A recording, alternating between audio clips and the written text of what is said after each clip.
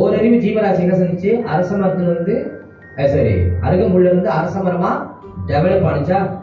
2 அறிவு புழுவுல இருந்து ராஜ வண்டா டெவலப் ஆனிச்சா? எல்லாமே டெவலப் தானே பண்ணிச்சு. இப்ப 6 அறிவா போன நம்மளுடைய வேலை என்னது? அறிவை வளர்க்கறது உண்மையான வேலை. ஒரு அறிவுல இருந்து 5 அறிவுக்கு அது மட்டும் தானே செஞ்சோம். இப்ப 6 அறிவு உள்ள மனுஷன் நம்மளுக்கு மட்டும் என்ன வேலை?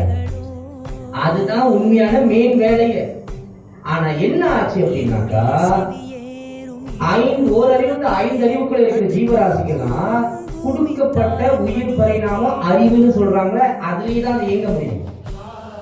ஆனா நம்ம சோமாச்சா பலாயிரம் வருஷமா டிராவல் பண்ணி வந்தனால நம்ம கிட்ட வந்து டெவலப்மெண்ட் ஹையஸ்ட் டெவலப்மெண்ட் என்ன ஆச்சுனாக்கா,